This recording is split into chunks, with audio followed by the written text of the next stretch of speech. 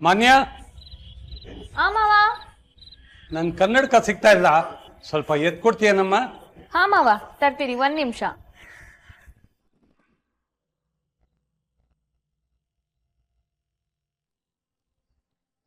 ತಗೊಳ್ಳಿ ಮಾವ.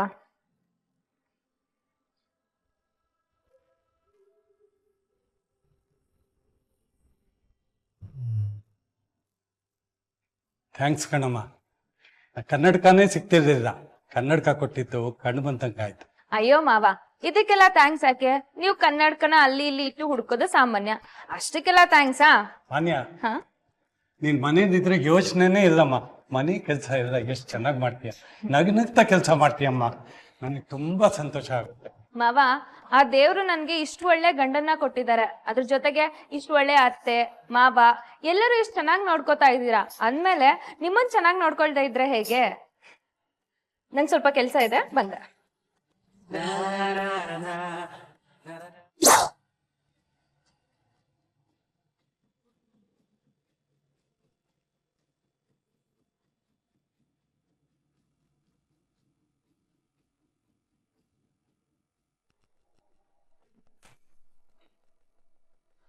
ಮತ್ತೆ ನೋಡ್ದಾಕಿದ್ರು ಪ್ರವೀಣ್ ಬರ್ತಾ ಬರ್ತಾ ತುಂಬಾ ಕೇರ್ಲೆಸ್ ಆಗ್ತಿದ್ದಾರೆ.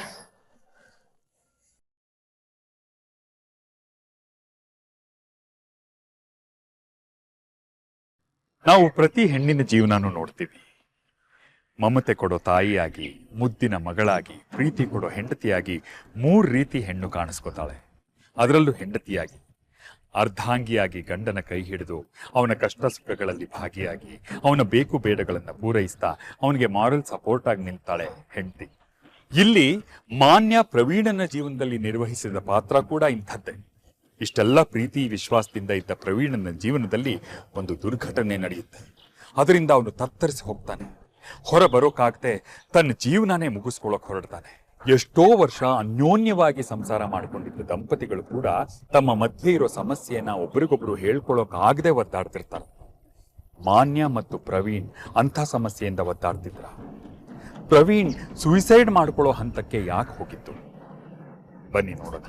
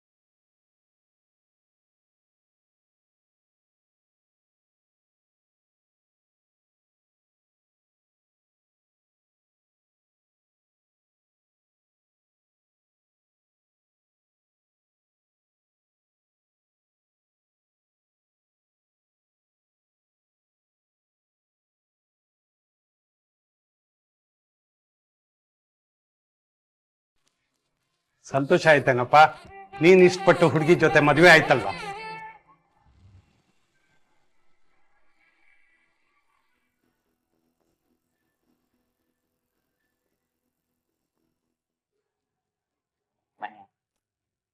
ನಾನು ಎಷ್ಟು ಖುಷಿಯಾಗಿದ್ದೀನಿ ಗೊತ್ತಾ ಮಾನ್ಯ. ಆ ದೇವ್ರಿಗೆ ಎಷ್ಟು ಟ್ಯಾಂಕ್ಸ್ ಹೇಳಿದ್ರು ಸಾಲದು. ಆ ದೇವ್ರು ನನ್ನ ಒಂದೊಂದು ಆಸೆಗಳನ್ನೆಲ್ಲ ಈಡೇರಿಸ್ತಾ ಇದ್ದಾನೆ. ರೀ, ನನಗೆ ಇನ್ನೊಂದು ಆಸೆ ಇದೆ. ಏನಮ್ಮ ಅದು? ನಾವೊಂದು ಮನೆ ಕಟ್ಟಬೇಕು, ಅದರಲ್ಲೂ ಅದು ಕನಸಿನ ಮನೆನೇ ಆಗಿರ್ಬೇಕು. ಅದ್ರಲ್ಲಿ ನಾನು ನೀನು ಸಂತೋಷದಿಂದ ಬಾಳ್ಬೇಕು. ಆದ್ರೆ ಮನೆ ಕಟ್ಟೋದು ಇನ್ನೂ ಮುಗಿತಾ ಇಲ್ಲ, ಯಾವಾಗಾಗುತ್ತೋ ಗೊತ್ತಿಲ್ಲ. ಈಗ ಏನಾಗಿದೆ ಪ್ರವೀಣ್? ಎಲ್ಲಾನು ಚೆನ್ನಾಗೇ ಇದೆ ಅಲ್ವಾ? ಮತ್ತ್ಯಾಕ್ ಅದ್ರ ಬಗ್ಗೆ ಯೋಚನೆ ಮಾಡಿ ತಲೆನ ಹಾಳು ಮಾಡ್ಕೋತಾ ಇದ್ಯಾ? ಮುಂದೆ ಕೂಡ ಒಳ್ಳೇದೇ ಆಗತ್ತೆ. ನೀನ್ ಅನ್ಕೊಂಡಿರೋ ಕನ್ಸು ಕೂಡ ನನ್ಸಾಗತ್ತೆ, ಓಕೆನಾ? ಹಲೋ.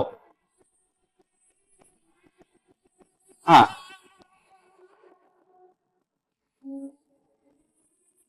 ಹೌದಾ?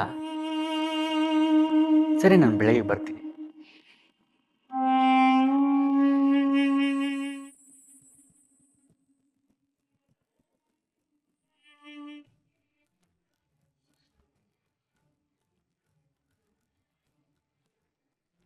ಪ್ರವೀಣ್, ಈ ಪಾಳ್ ಭೂಮಿ ಗೊತ್ತಲ್ಲ, ಇದು ಚಂದ್ರಶೇಖರ್ ಸೇರಿದ್ದು.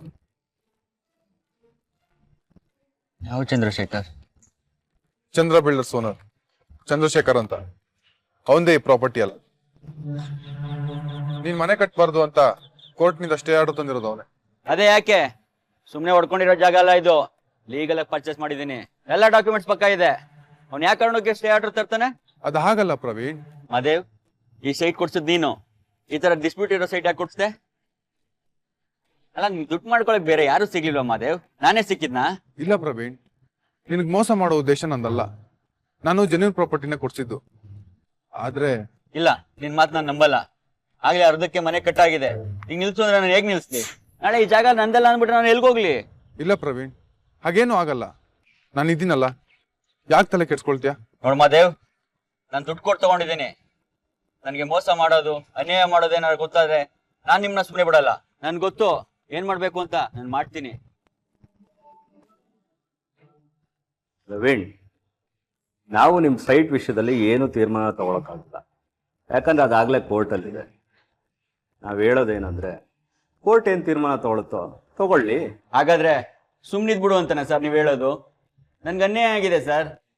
ಪೂರ್ತಿ ದುಡ್ಡು ಕೊಟ್ಟು ಲೀಗಲ್ ಆಗಿ ಪರ್ಚೇಸ್ ಮಾಡಿದೀನಿ ಸರ್. ಈಗ ಸ್ಟೇ ಆರ್ಡ್ರು ಅಂತ ಅಂದ್ರೆ ನನ್ ಗತಿ ಏನ್ ಸರ್?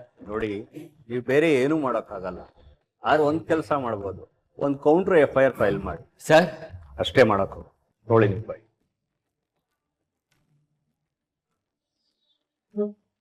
ಆದಷ್ಟು ಬೇಗ ಬಂದು ನಿಮ್ಗೆ ಕಾಣ್ತೀನಿ ಸರ್.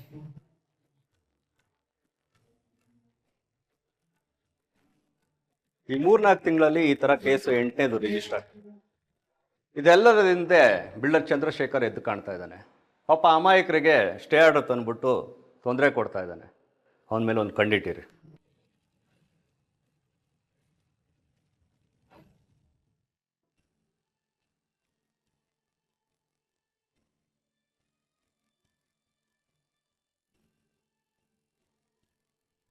ಇನ್ಸ್ಪೆಕ್ಟರ್ ನಿನ್ಗೆ ಹೇಳಿದ್ರಲ್ವಾ ಕೌಂಟರ್ FIR ಫೈಲ್ ಮಾಡು ಅಂತ, ಆದ್ರೆ ನೀನ್ ಯಾಕೆ ಮಾಡ್ಲಿಲ್ಲ? ಫೈಲ್ ಮಾಡಿ ಏನು ಪ್ರಯೋಜನ ಇಲ್ಲ ಮನ್ಯ. ಯಾಕೆ? ಫೈಲ್ ಮಾಡೋದು 2 ನಿಮಿಷದ ಕೆಲಸ, ಆದ್ರೆ ಕಾಂಪ್ಲಿಕೇಟೆಡ್ ಆದ್ರೆ ಅದರಿಂದ ಯಾವ ಲಾಭನೂ ಇಲ್ಲ. ಹೌದಾ? ಯಾಕೆ ಹಾಗೆ ಹೇಳ್ತಾ ಇದೀಯಾ? ಆ ಬಿಲ್ಡರ್ ಚಂದ್ರಶೇಖರ್ ಯಾರು ಅಂತ ಗೊತ್ತಿಲ್ಲ, ಆದ್ರೆ ಯಾಕೆ ಈ ತರ ಮಾಡ್ತಾ ಇದ್ದಾನೆ ಅಂತಾನೂ ಗೊತ್ತಿಲ್ಲ. ಕೋರ್ಟು ಕಚೇರಿ ಅಂತ ಅಲ್ದು ಇರೋ ನಿಮ್ದಿನೂ ಹಾಳು ಮಾಡ್ಕೋಬೇಕಾಗುತ್ತೆ. ಅದ್ ಸರಿ ಪ್ರವೀಣ್, ಆದ್ರೆ ನೀನ್ ಈ ಕೈ ಚೆಲ್ಲಿ ಕೂತ್ಕೊಂಡ್ರೆ ಆ ಬಿಲ್ಡರ್ಗೆನೆ ಜಾಸ್ತಿ ಯೂಸ್ ಆಗುತ್ತಲ್ವಾ? ಅದು ನೀನ್ ಅವನ್ಗೆ ಅನುಕೂಲ ಮಾಡ್ಕೊಟ್ಟಂಗ ಆಗತ್ತೆ. ನೀನು ನಿನ್ ಕನ್ಸಿನ ಮನೆನ ಕಟ್ಟೋದ್ ಯಾವಾಗ, ಅದನ್ನ ಫಿನಿಶ್ ಮಾಡೋದ್ ಯಾವಾಗ? ಇನ್ನ ಆ ಬಿಲ್ಡರ್ ತಂದಿರೋ ಸ್ಟೇ ಆರ್ಡರ್ನ ನೀನ್ ವೇಕೆಟ್ ಮಾಡಿಸ್ಬೇಕು. ಅದಕ್ಕೆ ನೀನು ಕೋರ್ಟು ಕಚೇರಿ ಅಂತ ಅಲಿಲೇಬೇಕು. ಹಾಗೆ ಬಿಟ್ಬಿಡೋದಕ್ಕೆ ಸೈಟ್ ಯಾರಪ್ಪಂದು? ಅದ್ ಸರಿ ಮಾನ್ಯ, ಆದ್ರೆ ಮಾದೇವ್ ಕಾಲ್ ಮಾಡ್ತಾ ಇದ್ದಾನೆ. ನನ್ನ ಇಕ್ಕಟ್ಟಿಗೆ ಸಿಲ್ಕ್ಸಿ ನೀನ್ ನೆಮ್ಮದಿಯಾಗಿದೆಯಲ್ವಾ ಮಾದೇವ್? ಹೇ, ಇಲ್ಲ ಪ್ರವೀಣ್, ಯಾಕೆ ಹೀಗೆ ಮಾತಾಡ್ತಾ ಇದೀಯಾ? ನಾನು ಬಿಲ್ಡರ್ ಚಂದ್ರಶೇಖರ್ನ ಮೀಟ್ ಮಾಡಿದ್ದೆ, ಗೊತ್ತಾ? ಹೌದಾ? ಮೀಟ್ ಮಾಡಿದ್ರಾ? ಹೇಗೆ ಮನುಷ್ಯ? ಏನಂತಾನೆ? ನಾವು ತಿಳ್ಕೊಂಡಾಗಿಲ್ಲ ಪ್ರವೀಣ್. ಈ ಮನುಷ್ಯನ ನೋಡಿದ್ರೆ ತುಂಬಾನೇ ಪರವಾಗಿಲ್ಲ ಅಂತ, ರೀಸನಬಲ್ ಅನ್ಸ್ತಾನೆ. ನಾವು ಅವನ ಹತ್ರ ಮಾತಾಡಿ ಬಗೆಹರಿಸ್ಕೋಬಹುದು ಅನ್ಸುತ್ತೆ. ಹೌದಾ? ಅಲ್ಲ, ನೀನೀಗ ಎಲ್ಲಿದ್ಯಾ? ಇನ್ 30 ನಿಮಿಷದಲ್ಲಿ ಮನೆಯಲ್ಲಿ ಇರ್ತೀನಿ. ಯಾಕೆ? ಅಲ್ಲ, ನೀವು ಅನ್ನೋದಾದ್ರೆ ನಾವೆಲ್ಲರೂ ಸೇರಿ ನಿಮ್ಮ ಮನೇಲಿ ಮಾತಾಡಿ ಒಂದು ಸೆಟ್ಲ್ಮೆಂಟ್ಗೆ ಬರೋಣ, ಏನಂತೀರಾ? ಸರಿ ಆಯ್ತು. ಸೆಟ್ಲ್ಮೆಂಟ್ ಆಗುತ್ತೆ ಅಂದ್ರೆ ನನಗೆ ಬೇಡ ಅನ್ಲಿ. ಬನ್ನಿ ಮಾತಾಡೋಣ. Okay okay okay.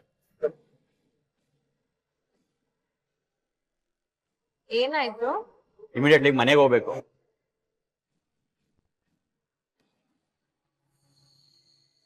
ಪರವಾಗಿಲ್ಲ, ಬನ್ನಿ. Thank you. ಕೂತ್ಕೊಳ್ಳಿ ಸರ್.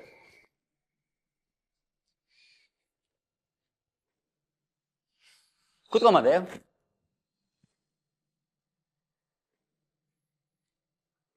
ನಿಮ್ಮ ಪ್ರಾಪರ್ಟಿ ಡಾಕ್ಯುಮೆಂಟ್ಸ್ ಕೊಡಿ, ಅವ್ರು ಚೆಕ್ ಮಾಡಿ.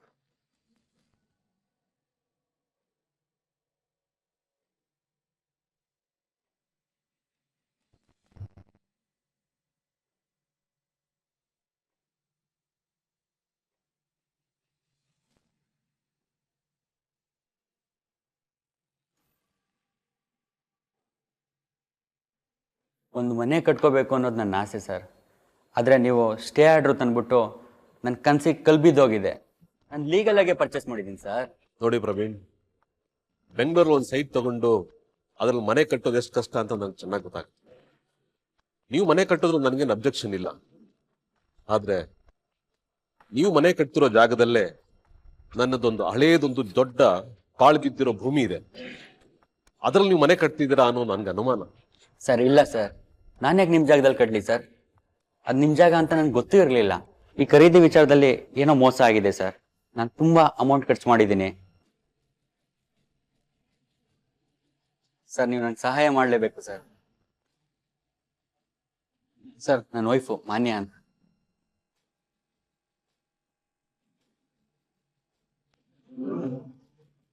ನಮಸ್ಕಾರ. ನಮಸ್ತೆ.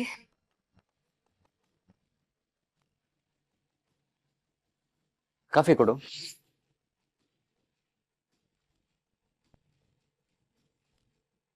ಸರ್, ಕಾಫಿ ತಗೊಳ್ಳಿ ಸರ್. Thank you.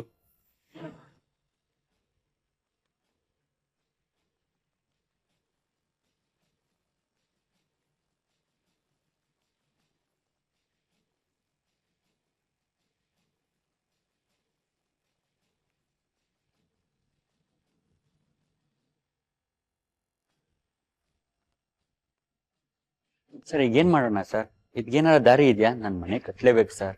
ನೋಡಿ ಪ್ರವೀಣ್, ಎಲ್ಲಾ ಪ್ರಾಬ್ಲಮ್ಗೆ ಒಂದು ಸೊಲ್ಯೂಷನ್ ಇದ್ದೇ ಇರುತ್ತೆ. ನಮ್ಮಿಬ್ಬರಿಗೂ ಲಾಸ್ ಆಗದೆ ಇರೋ ರೀತಿಲಿ ಏನಾದ್ರು ಪ್ರಾಬ್ಲಮ್ ಒಂದು ಸೊಲ್ಯೂಷನ್ ಹುಡುಕ್ತೀನಿ. ನಂಗೆ ಏನಾದ್ರು ಹೊಡೆದ್ಕೊಳ್ಳೆ ನಿಮ್ಗೆ ಫೋನ್ ಮಾಡಿ ತಿಳಿಸ್ತೀನಿ. You don't worry. Please sir. ನಾವಿಲ್ಲಿ ಬರ್ತೀವಿ.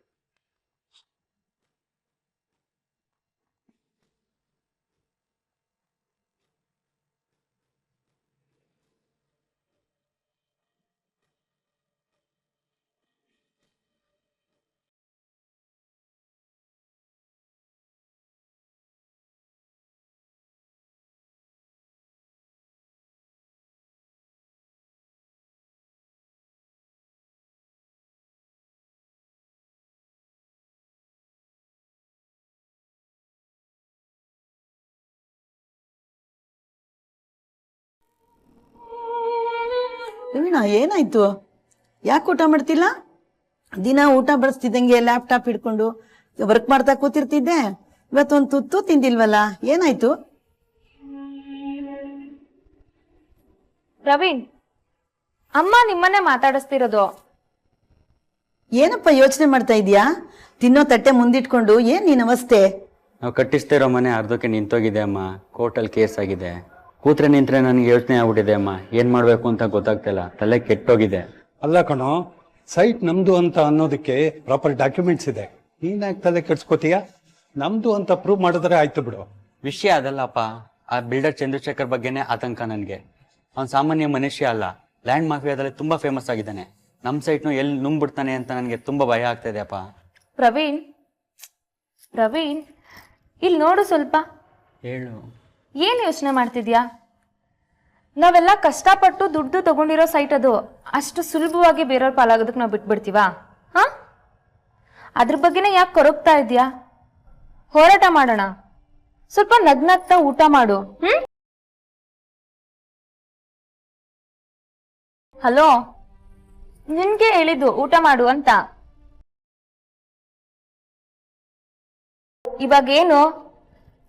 ನೀನ್ ಊಟ ಮಾಡ್ತೀಯಾ ಇಲ್ಲ ನಾನು ಊಟ ಮಾಡಿಸ್ಲಾ?